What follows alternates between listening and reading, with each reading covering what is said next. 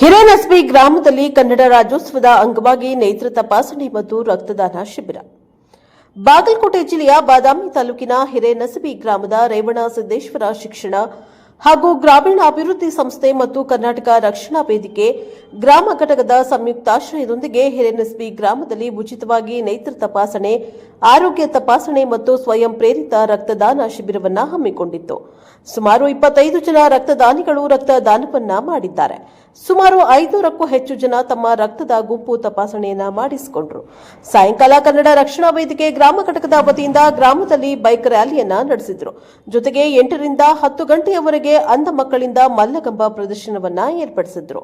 ಈ ಕಾರ್ಯಕ್ರಮದಲ್ಲಿ ಶ್ರೀ ರೇವಣಸಿದ್ದೇಶ್ವರ ಶಿಕ್ಷಣ ಹಾಗೂ ಗ್ರಾಮೀಣಾಭಿವೃದ್ಧಿ ಸಂಸ್ಥೆಯ ಗೌರವಾಧ್ಯಕ್ಷ ವೀರಣ್ಣ ಪಾಟೀಲ್, ಅಧ್ಯಕ್ಷ ಶಿವರಾಜ್ ಕುಮಾರ್ ಗೊರವರ್, ಪ್ರಧಾನ ಕಾರ್ಯದರ್ಶಿ ಸುಭಾಷ್ ಶಿರಪಡಗಿ ಸೇರಿದಂತೆ ಸಂಘದ ಸರ್ವ ಸದಸ್ಯರ ಜೊತೆ ಕರ್ನಾಟಕ ರಕ್ಷಣಾ ವೇದಿಕೆಯ ಗ್ರಾಮ ಘಟಕದ ಅಧ್ಯಕ್ಷ ಸುನಿಲ್ ದೇವರಮನೆ, ಬಸಯ್ಯ ಅಡಿಯಾಳ ಸೇರಿದಂತೆ ಅನೇಕರು ಉಪಸ್ಥಿತರಿದ್ದರು. Bureau report Arun Kumar, Muchkandimath, Prajapava TV, Bagalkot.